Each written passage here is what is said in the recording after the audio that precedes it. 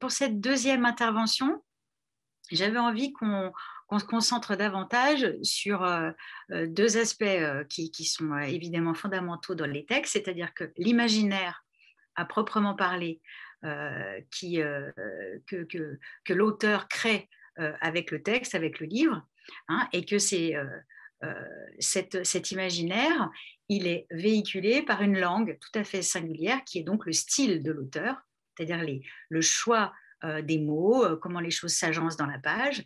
Et donc, c'est cette articulation entre, évidemment, le fond et la forme qui vont être tout le travail d'exploration dès lors que l'enfant aura choisi le texte. Mais ça, on l'a vu tout à l'heure, tous les critères pour le choix, avant tout d'aimer le texte, évidemment, et puis après, tout ce que vous avez dit sur, évidemment, la pertinence du choix et tout ça. Mais ça, je pars du principe, moi, dans cette deuxième partie, que le texte a été choisi. Alors, une chose essentielle, c'est de se dire que l'auteur crée une langue qui lui est propre à l'intérieur d'une langue qui est la nôtre, à savoir la langue française. Alors, ça peut être une traduction, bien entendu, mais il n'empêche qu'on va travailler le texte en français. Alors, j'avais envie de vous partager avec vous cette citation tout à fait magnifique de Proust, qui dit les beaux livres sont écrits dans une sorte de langue étrangère. Alors ça, c'est une phrase très questionnante et à la fois, voilà, moi qui m'a beaucoup inspirée, parce qu'effectivement, le français qui est dans le livre, c'est un français revisité, revitalisé par l'auteur. Hein. Et quand on s'amuse à travailler la lecture à voix haute, eh bien, on va essayer de se mettre, je dirais, plus à la place de l'auteur, en fait. Hein. Alors là aussi, je peux vous donner quelques petites phrases comme ça qui sont pour moi très, très inspirantes, très stimulantes, notamment celle de Nabokov, qui disait que le lecteur admirable est celui qui, justement, va se mettre à la place de l'auteur, et celui qui va démonter le travail de l'auteur, qui va essayer de comprendre comment ça marche. Hein. Alors, il y a aussi cette phrase célèbre de Francis Ponge qui dit que un texte, c'est comme un mouvement d'horlogerie. Hein. Donc, c'est des choses qui s'agencent, c'est une mécanique tout à fait subtile. Et une fois qu'on a bien compris tous les rouages, alors, nous dit Ponge, c'est le lecteur qui fait le livre en le lisant, c'est-à-dire qu'il termine en disant le lecteur allume la lumière, hein, comme un commutateur électrique. C'est ça qu'il dit. Alors moi, je trouve ça assez extraordinaire de se dire, bah oui, le lecteur, il a un sacré pouvoir. Hein. Il est de celui de faire entendre et comprendre le texte. Et pour avoir fait beaucoup de rencontres avec des auteurs vivants, notamment en librairie, mais aussi dans des salons du livre et dans pas mal de circonstances, parfois, quand il m'est arrivé, quand je lis le texte à voix haute, en présence de l'auteur, que l'auteur découvre des choses et parfois le texte se révèle à lui-même. Donc ça, c'est quand même assez extraordinaire. Alors, pour ce faire, j'avais envie de vous lire un passage assez incroyable sur cette idée d'imaginaire et de création, de travail de création, avec un maître évidemment du genre qui était Gustave Flaubert. Alors, je vais demander à Laura peut-être de faire apparaître la lettre. Voilà. Alors, dans cette lettre, je trouve que Flaubert montre bien ce pouvoir de création et d'imaginaire tout à fait incroyable qui fait que la lecture est une aventure, je dirais, personnelle, tout à fait incroyable. Alors, il écrit à Louise Collet, qui est donc une de ses muses et une de ses principales muses, hein, et il lui dit ça à Louise Collet. Alors, cette lettre, il l'écrit donc à Croisset, donc l'endroit où il écrivait, hein, le 23 décembre 1853. Il faut t'aimer pour t'écrire ce soir, car je suis épuisée. J'ai un casque de fer sur le crâne. Depuis 2 heures de l'après-midi, sauf 25 minutes à peu près pour dîner, j'écris de la Bovary. Je suis alors Bézade, en plein, au milieu. On sue et on a la gorge serrée. Voilà une des rares journées de ma vie que j'ai passées dans l'illusion, complètement, et depuis un bout jusqu'à l'autre. Tantôt, à 6 heures, au moment où j'écrivais le mot attaque de nerfs, j'étais si emportée, je gueulais si fort et sentais si profondément ce que ma petite femme éprouvait que j'ai eu peur moi-même d'en avoir une. Je me suis levée de ma table et j'ai ouvert la fenêtre pour me calmer. La tête me tournait. Cela sera-t-il bon? Je n'en sais rien. Ce qu'il y a de sûr, c'est que ça marche vivement depuis une huitaine, que cela continue, car je suis fatiguée de mes lenteurs. Mais je redoute le réveil, les désillusions des pages recopiées. N'importe, bien ou mal, c'est une délicieuse chose que d'écrire, que de ne plus être soi, mais de circuler dans toute la création dont on parle. Aujourd'hui, par exemple, hommes et femmes tout ensemble, amants et maîtresses à la fois. Je me suis promenée à cheval dans une forêt par un après-midi d'automne sous des feuilles jaunes. Et j'étais les chevaux, les feuilles, le vent, les paroles qu'ils se disaient et le soleil rouge qui faisait s'entrefermer leurs paupières noyées d'amour.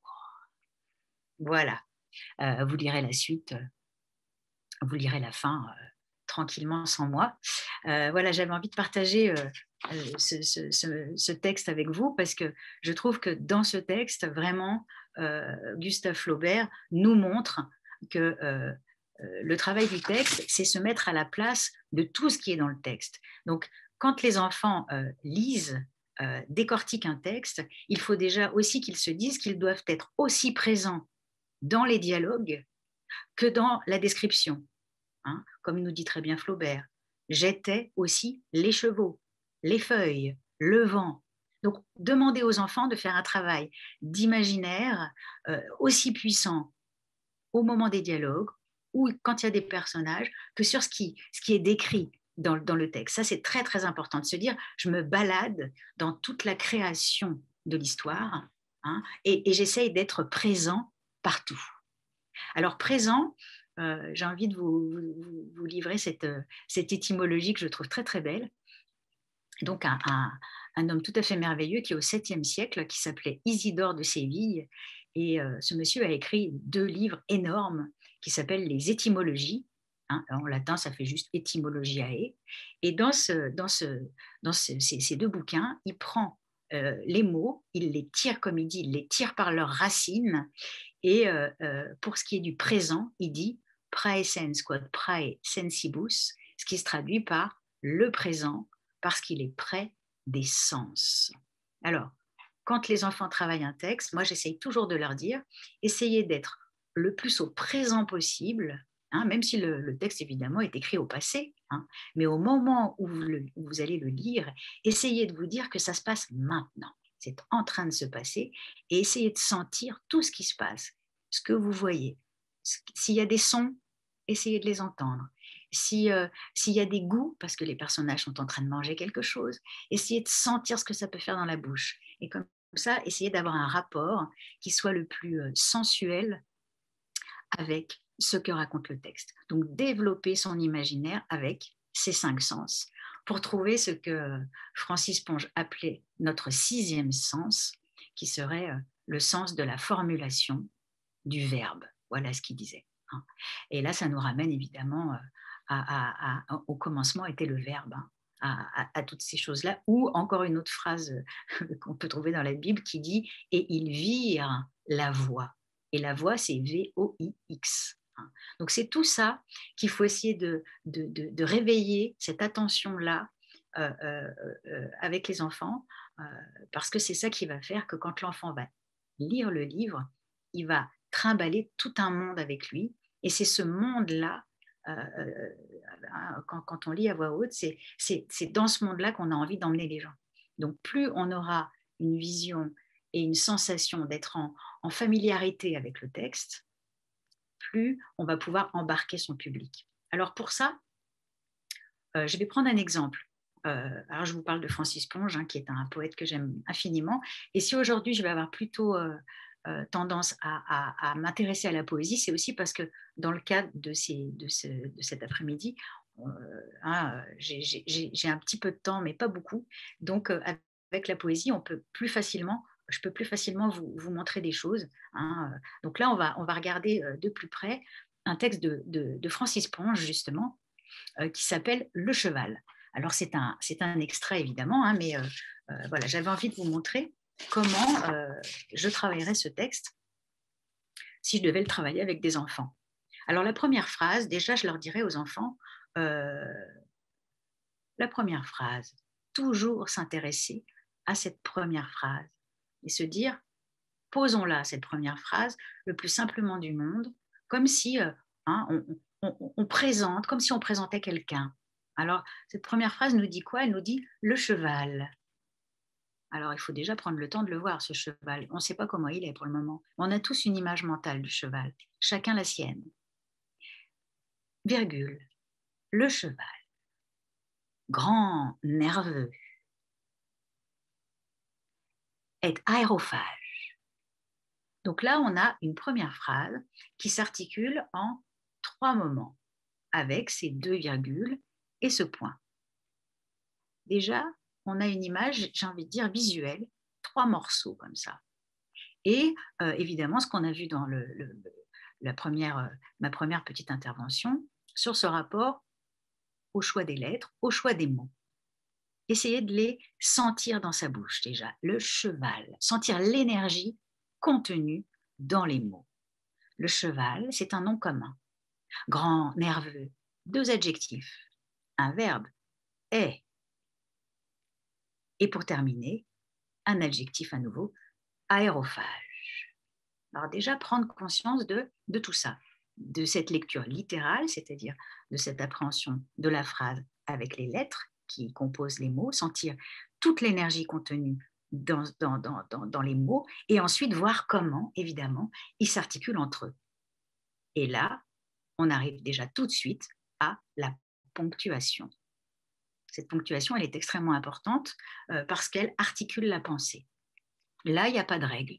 Une virgule, on sait que c'est une petite suspension, mais cette suspension, elle va être ce qu'on aura bien envie d'en faire.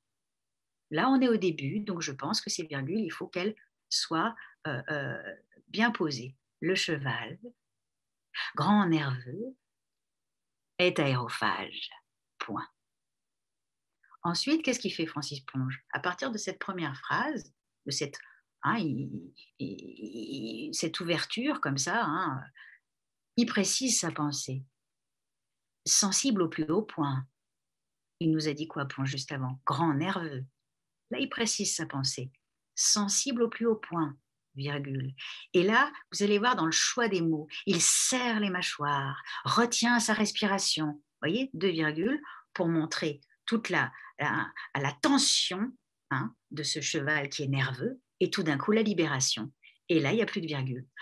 Puis il la relâche en faisant fortement vibrer les parois de ses fosses nasales. Point.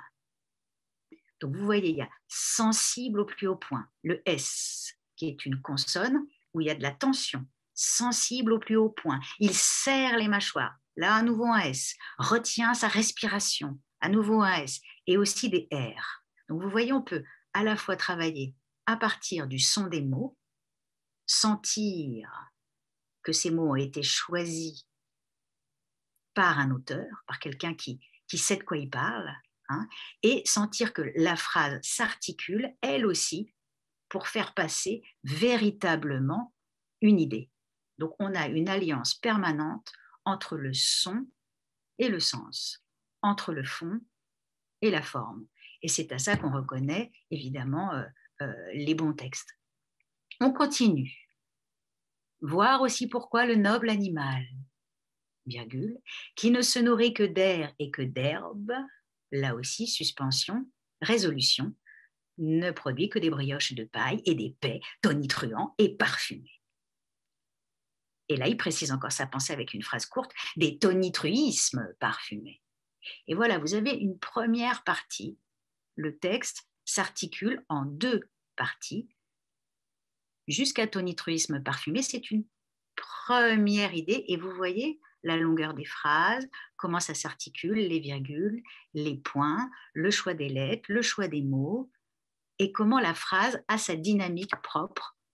Et du coup, c'est très facile à lire. Ensuite, deuxième partie, qu'est-ce qu'il fait Ponge? Il pose une question. Que dis-je? Qu'il se nourrit d'air. Il s'en enivre, le hume, le renifle, s'y ébroue, il s'y précipite, il secoue sa crinière, il fait voler ses ruades arrière, il voudrait évidemment s'y envoler. La course des nuages l'inspire, l'irrite d'émulation, il l'imite, 2 points, il s'échevèle, caracole. Et là, 3 petits points. Donc dans cette deuxième partie, qu'est-ce que privilégie Francis Ponge? Les verbes, pour donner l'énergie, hein, toute la dynamique de ce cheval qui, à la fin, s'envole comme Pégase. Donc, vous voyez, avec un texte comme celui-là, on peut s'amuser à voir comment le fond et la forme s'articulent et comment le texte devient une œuvre littéraire à part entière.